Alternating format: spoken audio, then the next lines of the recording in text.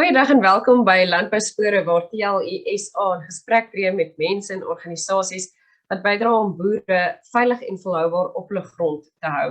Soos ouer gewoonte, een keer 'n maand gesels ons met Christo Bester van die LWO werkgewersorganisasie. Welkom Christo. Baie dankie Anita, is altyd lekker en 'n voorreg om met julle te gesels en om vir ons boere 'n bietjie raad en wysheid te gee van hoe om volhoubaar te wees en natuurlik ook risikovry. Met Christo, so met die opkomende verkiesing wat nou aangekondig is vir 1 November, heers daar 'n tendens dat sekere politieke partye, waarvan ons al gepraat het, hulle self die regte van vakbonde toeëien en werkgewers intimideer op hulle plase om te konsulteer en ooreenkomste te bereik rondom termes en voorwaardes oor indiensneming.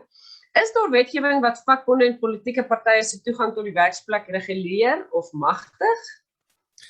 Ja, Anita, en dan ook ons kykers.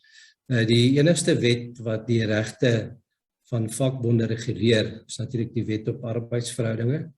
Daar's 'n spesifiek artikel 12 van die wet op arbeidsverhoudinge vervat die tipe regte wat 'n vakbond in die werksplek mag kry en wat deur die vakbond uitgeoefen kan word onder sekere voorwaardes.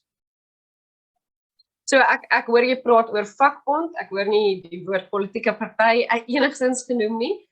Wat beteken dit? Dit is reg so, ja. Politieke party het geen magtiging of regte of toestemming in terme van die wet op arbeidsverhoudinge. Daar is baie duidelik dat daar 'n verskil is en ek dink dis is wat ons kykers moet verstaan, dat daar is 'n verskil tussen wat is die doel of die samestelling van 'n vakbond en van 'n politieke party. Nou wanneer jy gaan kyk na 'n vakbond se doel en samestelling is natuurlik om verhoudinge binne in die werksplek te bevoordeel of laat te kyk tussen die werkgewer en die werknemer en om te kyk dat als reg verloop in terme van arbeidsreg, wetgewing en die verskillende wette wat daar is. Nou 'n politieke party daarenteen se doelstelling is om beleid en regulasies en wette wat die wetgewer maak, om dit natuurlik te kyk of hulle dit kan verander en hoe hulle dit dan kan teenstaan, maar 'n politieke party het geensins die reg in 'n werksplek nie, so 'n politieke party gaan oor die regering se beleid en dit is waar hulle magte lê. So net om op te som, 'n politieke party het geen reg om enigstens betrokke te raak in die werksplekverhoudinge. So watter regte verleen die wet wel aan vakbonde? Maar wanneer jy gaan kyk, die wet op arbeidsverhoudinge, daar's 5 regte wat 'n vakbond natuurlik kan op aanspraak maak, maar dis ook natuurlik onder sekere voorwaardes. Ons kan vinnig nou kyk na die 5 en om dit te lys. Die eerste is die reg wat 'n vakbond natuurlik het, is toegang tot die werksplek. Die tweede een is dan natuurlik sou die vakbond in die werksplek dan erkenning kry, is dat die werkgewer die lidmaatskap fooi van die vakbond moet aftrek vanaf die werknemer. Dan die derde ene is dat daar vakbondverteenwoordiging in die werksplek aangestel kan word en om dit bietjie net vinnig te verduidelik, dit is die algemene term waarna verwys word as shop stewards. So afhangende van wat se verteenwoordiging daar is, kan dan shop stewards aangestel word. En dan sê die wet ook dat daar's 'n reg op verlof vir vakbondaktiwiteite en natuurlik gaan dit net vir die vakbondverteenwoordiger beskikbaar wees. En dan die 5de reg wat het is die openbaarmaking van inligting wat vereis kan word vanaf die werkgewer. So as 'n mens dan nou kyk na 'n landbouopset, wat is van toepassing, meeste van toepassing in daai opsig? Nou, ek dink wat ons daarna moet verduidelik, ons moet eerstens gaan kyk na wat is die persentasie van werknemers of vakbondlede binne die werksplek. Nou, die verskillende regte wat byvoorbeeld in 'n landbou sektor afgedwing kan word, hang natuurlik af van of daar genoegsame verteenwoordiging is en of daar 'n meerderheidsverteenwoordiging is. Nou as ons vinnig moet gaan kyk, is dat wanneer ons praat van voldoende verteenwoordiging, is die kriteria dat tussen 16 en 50% van jou werknemers aan 'n vakbond moet behoort, dan sal die eerste twee regte van toepassing wees, natuurlik die toegang tot die werksplek en dan die aftrek van die lidmaatskap fooi van die vakbond. Wanneer ons praat van meerderheidsverteenwoordiging, kyk ons na 51% en meer, wat dan beteken dat 'n werkgewer is verplig om al 5 die regte wat ek voorheen genoem het te erken en dit vir die vakbond dan toe te laat. So kan 'n vakbond, enige vakbond of iemand wat hulle voorkeur as 'n vakbond of nie begin het as 'n vakbond, kan hulle net doeteenvoudig instap by 'n werksplek en dan begin om hulle werk te doen, dit wat hulle voel hulle moet doen?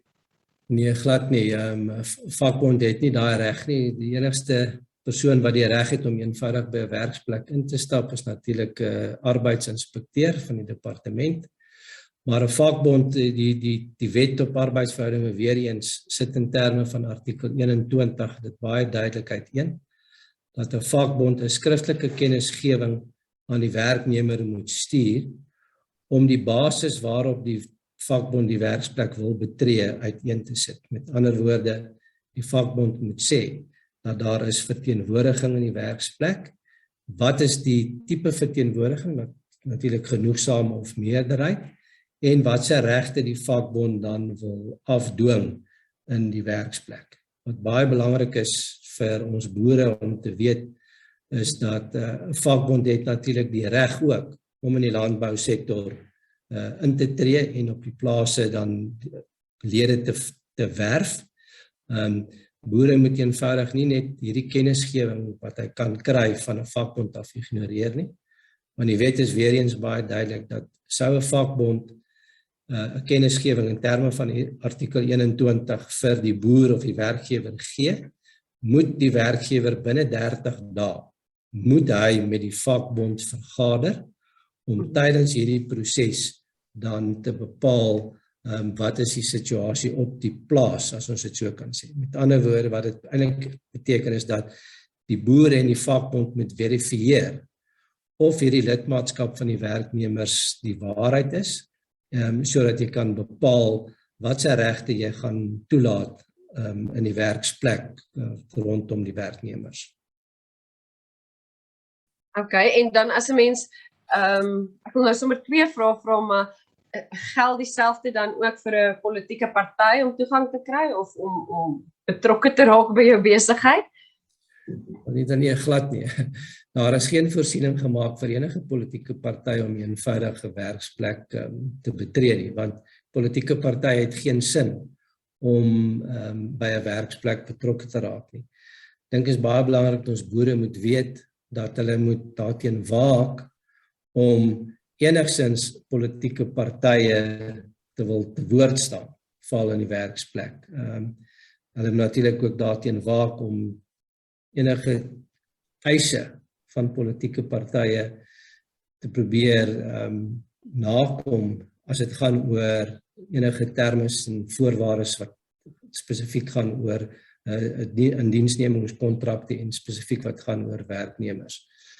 Ek dink dit is ook belangrik dat ons boere moet weet dat daar in Junie van hierdie jaar was daar 'n baie belangrike uitspraak ook in die arbeidshof gewees, waar die arbeidshof in Johannesburg 'n finale interdik teen 'n baie bekende liberale politieke party en hulle sogenaamde Labour Desk 'n finale interdik toegestaan het, waar die arbeidshof gesê het, maar 'n politieke party en spesifiek hierdie party en sy Labour Desk mag geensins betrokke raak in enige werksplekverhoudinge nie, want dit is nie die doel waarvoor daai politieke party gestig is of enigsins 'n politieke party gestig is nie.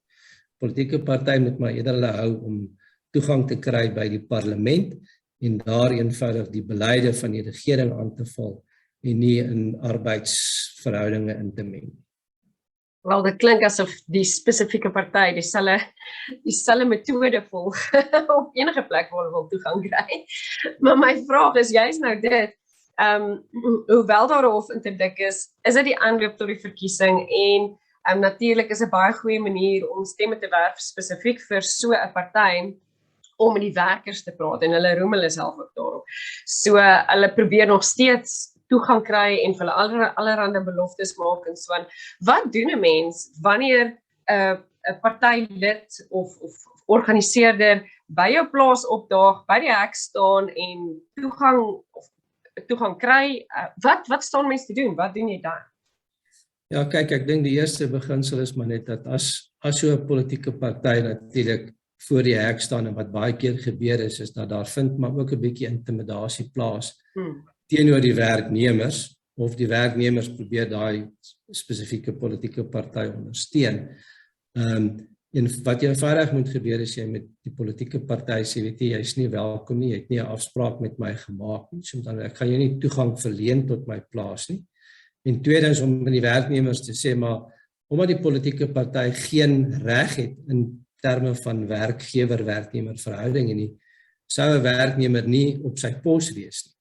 Dan kan jy natuurlik dissiplinêre stappe neem teen sodanige werknemer, want dit is nommer 1, hy is of afwesig van diens of hy sy pos verlaat of hy is besig met 'n wat mens kan noem 'n onwettige staking omdat hy nie besig is om sy werk te verrig. So teenoor die werknemer kan jy natuurlik dissiplinêre stappe neem.